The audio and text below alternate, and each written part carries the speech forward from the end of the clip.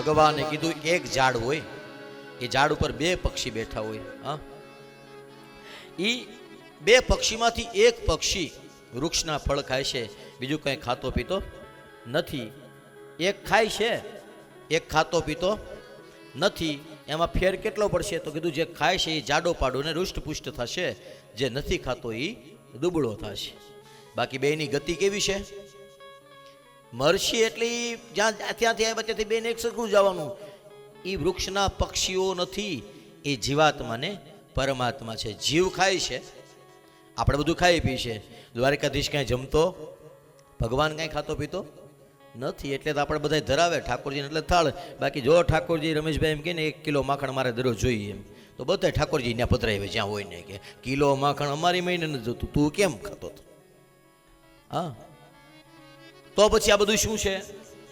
એકસ્તયો ખાદતી પીપલાયાન્યમન્યો નિરન્નો પીબલો ભૂયામ. તો ભગવાન આ બધું શું છે? તો કીધું બધો મુક્ત, બંધન અને મુક્ત શું છે? તો કીધું માણસને મનમાં રહેલો વહેમ છે. હકીકતમાં ક્યારેય કોઈ માણસ બંધનમાં હોતો નથી. કોઈ માણસ ક્યારેય સીધી રીતના મુક્તિને પામતો નથી. મનથી માણસ મુક્ત થઈ જાય, મનથી માણસ બંધનને પામે. દ્રષ્ટાંત કેવું આપ્યું? હા, એક ભાઈ પાસે 10 ગધેડા હતા. 10 ગધેડા હતા, એ રાત્રિના સમયે આવતા હતા. એવામાં એક ગધેડાના ગળાની અંદરથી એને બાંધેલો છોટીઓ ગળેથી તૂટી ગયો. એટલે બીજા 9 ગધેડા હતા, એને બાંધ્યા. એક ગધેડો હતો, એને બાંધવા માટે છોટીઓ ગોતે પણ જડતો નથી. એમાં કોઈ સંત પુરુષ ત્યાંથી નીકળેલા, કેમ આટલું બધું આમ આકડો ફાકડો થઈ ગયો છે? કીધું આ એક છોટીઓ જડતો નથી. તો કીધું એક કામ કરને. શું? તો કીધું એને બાંધવો ન પડે, એને ખાલી દરરોજના જે નિયમ હોય ને હાથ ફેરવીને આમ કરીને તેમ કરીને, એટલે ગધેડા એને એમ થઈ જાય મને બાંધી દીધો છે. હા, એ ગધેડાને એમ થઈ જાય મને બાંધી દીધો છે. હા, એટલે પછી હલશે નહીં. એટલે ઓલે હાચીને એવું કર્યું, ખોટું હાથ ફેરવો, નીણ નાખીને ખીલા પાસે આમ દોડું હતું, એની ગળે આમ ટાઈટ કર્યું. હા, રાતનું અંધારું હતું, અને સેજ આમ કરી ગળું ખેંચીને આમ કેમ બાંધતો હોય એવી રીતના ઢોંગ કર્યો. હા, ઢોંગ કર્યો. પછી શું થયું? તો કીધું ગધેડો આખી રાત હેલ્યો જ નહીં, બંધાઈ ગયો નહીં. એને એમ થઈ ગયું, ગધેડાને એમ થઈ ગયું હું બંધાઈ ગયો છું. હવે પ્રોબ્લેમ કેવો થયો? સવાર થયું, બીજા ગધેડાને છોડ્યા એટલે બીજા બધા ગધેડા હાલતા થઈ ગયા. હા, પણ આવડો આ બાંધ્યો નહોતો, ખાલી વેમ હતો. એટલે બાંધવાનો ઢોંગ કર્યો પણ ખોલવાનો ઢોંગ કર્યો નહીં. એટલે બીજા બધા ગધેડા હાલતા થઈ ગયા, પણ આ ગધેડો હાલતો થાય નહીં. એટલે ઓલો એનો માલિક હાથમાં લાકડી લઈને મળ્યો મારવા. એમાં પછી સંત પુરુષ નીકળેલા. શું થયું? એ કે આ બધા હાલવા મળ્યા પણ આ નથી હાલતો. હા, આ નથી હાલતો. કેમ? તો કીધું એલા ભાઈ તને ખબર છે? હા, એને તે બાંધ્યો કે આમાં ક્યાં દોરડું બાંધ્યું? બાંધ્યો નથી, પણ બાંધ્યાનો ઢોંગ તો કર્યો છે ને. તો એવી રીતના ખોટું ઢોંગ એટલે એ હાલવા મળશે. એવી જ રીતના માયા આખી પરમાત્માએ ફસાવેલી દોરી છે, પ્રપંચ છે. બંધ્યો કીર મરકટ કી નાઈ. સિંહણ સિંહના બચ્ચાને જન્મ આપે, અને જન્મ આપ્યા ભેગો એ સિંહણ ક્યાંક ગઈ, અને એમાં ઘેટાઓનું ટોળું આવ્યું, અને સિંહણનું બચ્ચું નાનું અમથું એ એનું જોઈને દયા આવીને એ ઘેટીનું દૂધ પી અને ઘેટાના ટોળામાં રહે છે. ઘેટાના ટોળામાં રહે એટલે ઘેટાઓની હારે જેમ જે ઘેટા કરે, જેમ ઘેટા જીવે, જે ઘેટા ખાય પીવે, આવું બધું કરે. એવી રીતના કરતા કરતા એ મોટું થયું. પણ વૃત્તિઓ ઘેટાની છે. ત્યાં સુધી ઘેટાની વૃત્તિઓ રહી. તો કીધું જ્યાં સુધી કોઈ સિંહ ન મળ્યો, અને સિંહે કીધું કે તું ઘેટું નથી, તું મારી જેમ રાડ પાડ, ત્રાડ પાડ. હા, અને ત્રાડ પાડીને સાચી ઓળખ કરાવી. તમે દાસ બાપા કહો ને હુંકાર. હા, સદગુરુ એ કરે. ઈ એમ કે તું સિંહ છો. હા, તું જેવો તેવો નથી. તારે નાચવા કૂદવા ને માયાના મોહના બંધનમાં પડવા માટે જન્મો જ નથી. નરારોધયતિ મામ યોગો ન સાંખ્યમ ધર્મ એવ ચ ન સ્વાધ્યાયસ્તપસ્ત્યાગો નિષ્ઠાપૂર્તમ ન દક્ષિણા વ્રતાની અષ્ટ સંદાસી તીર્થાની નિયમાયમઃ યથા વરુંધતે સત્સંગ સર્વા સંગાપહોયત. અહીંયા દ્વારિકાધીશ પ્રભુએ કીધું ઉદ્ધવજીને, ઉદ્ધવ, મને પ્રાપ્ત કરવા માટે અનેક રસ્તાઓ છે, એક નહીં. વ્રત કરો. વ્રતાની પશ્ચ કોઈ આપણી આ કથાની અંદર ચાંદ્રાયણ વ્રત કરે છે કે ગયા જતા રહ્યા ને, કેવું વ્રત. હા, કોઈ હરિભગત હતા, એને આવું વ્રત લઈને કથા સાંભળી. યુ ભરને કો તો पशु भी पेट भरते हैं पर किसी के काम जो आए उसे इंसान कहते हैं. ભરવા માટે પેટ તો પશુ પંખીઓ કીડા મકોડા બધા ભરે છે, પણ મનુષ્ય જન્મ મળ્યા પછી જે બીજાને કામ આવે છે પોતાના દેહને છોડી અને આવા વ્રત ઉપવાસો કરીને પોતાના દેહ દુર્બળ થાય. આત્મા હંમેશા જુવાન હોય. હા, આત્માને કોઈ દિવસ બંધન હોતા નથી. આત્માને બંધન નો એટલા માટે આપણું ભજન યજરાજરિયાનો જાય જીરે સંતો ભાઈ અજર પ્યાલા કાઈ જરિયાન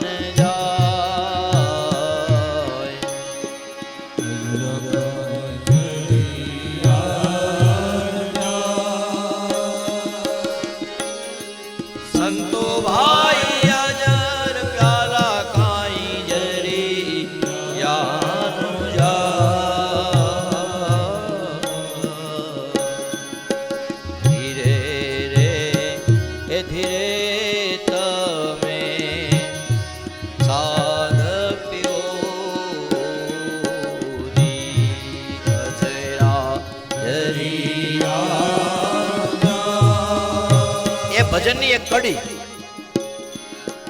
તન ઘોડો મનડું યશવાન સંતો ભાઈ તન ઘોડો મનડું યશવાન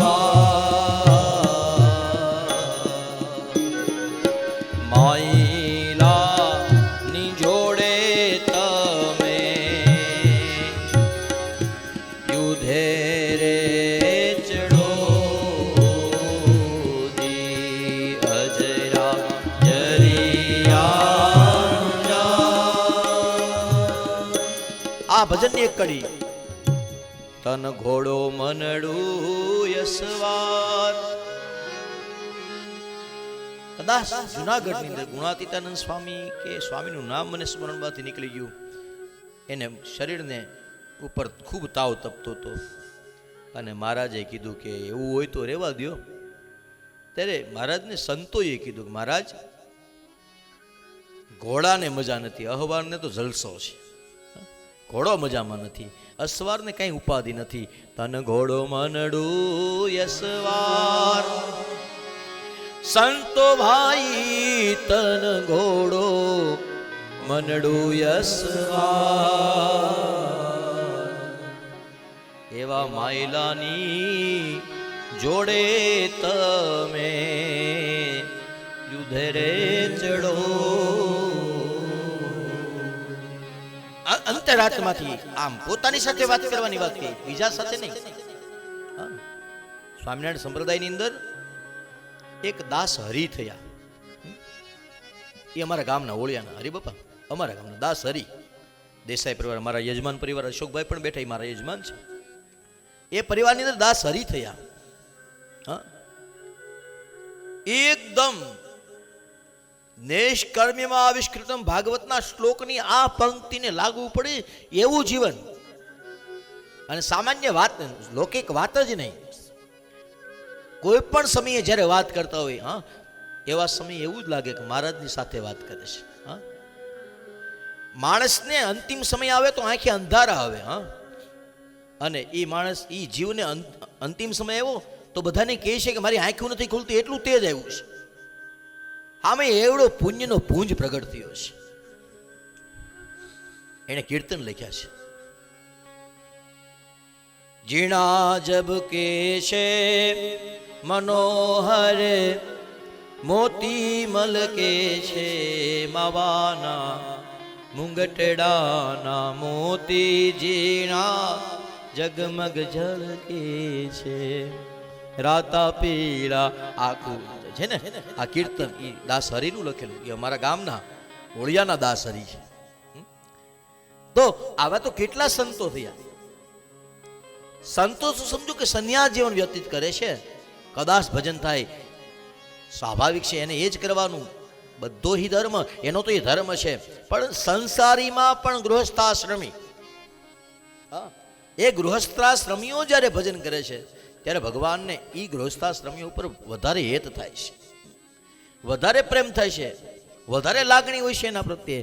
એટલે જેટલા સુખ આપણે ભોગવીએ છીએ એટલા સુખ સંન્યાસીઓને સાધુઓને મળતા નથી. હા, ગમે એટલું સરસ મજાનું સંગીત વાગતું હોય, કોઈ બેન કે કોઈ ભાઈ ડિસ્કો કરતો હોય સારું લાગે ડીજેની આગળ, અમને ગમે એટલી મજા આવતી હોય છતાં અમે આગળ નૃત્ય કરી શકીએ નહીં. એક વેશ એક આશ્રમની મર્યાદા લાગુ પડે ત્યારે કોઈને કોઈ બંધન સંન્યાસીઓને સત્સંગીઓને બાંધતા હોય, સંસારીઓને કોઈ બંધન બાંધતા નથી. એ અહીંયા કીર્તન હાલતું હોય તો અહીંયા રાસ લઈ શકે, અને બજારમાં ડીજે વાગતું હોય ત્યાં રાહડો લઈ શકે. આ બંધન જે ભગવાનની ભક્તિ કરે છે એને વધારે લાગુ પડ્યું છે. અહીંયા કીર્તનમાં રાસ લેવાળો પણ હરિભગત તો છે જ. તો આવી રીતના દરેક જગ્યાએ ભગવાને પોતાના ભક્તોની અંદર સંન્યાસીઓ સાધુઓ કરતા પણ વધારે ગૃહસ્થાશ્રમીઓને છૂટ આપી, જીવો.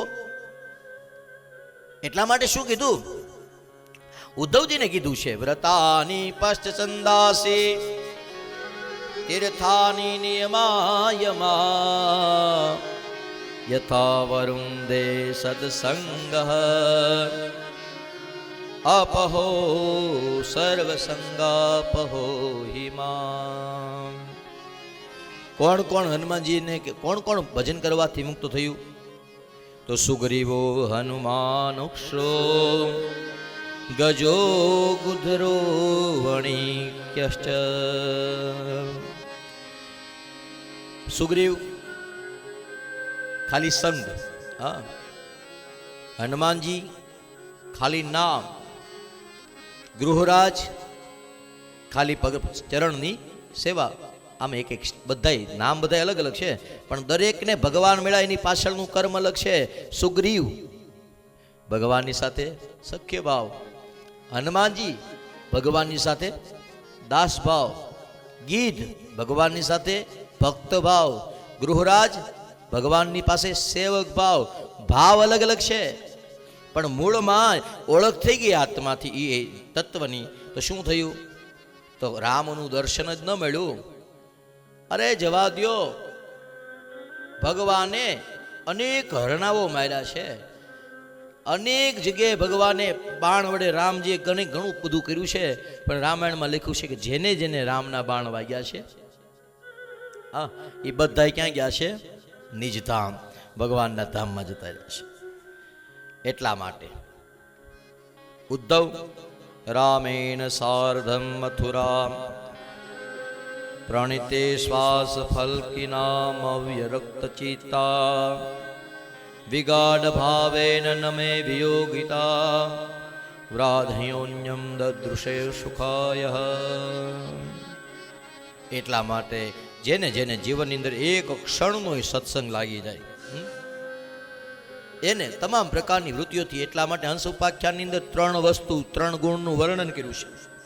સત્વ રજસ્તમ ઈતિ ગુણાબદ્ધેર્ન ચાત્મનઃ સત્વે નાન્યસ્તમો હન્યાત સત્વં સત્વેન ચેવહિ. 3 ગુણ છે, ગુજરાતી કરો. સત્વ ગુણી એ જે ભગવાનનો પળે પળે આભાર માને કે ભગવાન તે મને માણસ બનાવ્યો, મારે બીજું કાંઈ જોતું નથી. રજોગુણી ઈ માણસ બનાવ્યો છે તો તું પૂરું કર. હા, તમોગુણી ઈ નહીં ક્યાંથી કર, ગમે એમ થાય તારે જ બધું કરવું પડશે. સત્વગુણી એ યાદ રાખજો. કરોડ રૂપિયાનો હાર પહેર્યો હોય, 1 કરોડ રૂપિયાનો હાચા મુક્તા મણીનો હાર પહેર્યો હોય, એ હાર જેટલો આનંદ ન આપે એટલો આનંદ દ્વારિકાની બજારમાં કોકને 5 રૂપિયાનું પાર્લેજી ખવડાવો તો આપે. હા, એ ખોટી વાત છે? ગળામાં કરોડ રૂપિયાનો પહેર્યો છે, પાર્લેજીની કિંમત 5 જ રૂપિયા છે, પણ એ પહેર્યો ત્યારે જે અંદરથી અનુભૂતિ નથી એ અનુભૂતિ 5 રૂપિયાના પાર્લેજી અપાવે છે. સાબિત થાય છે દેય છે એને મજા આવે છે, લેવાવાળાને મજા આવતી નથી.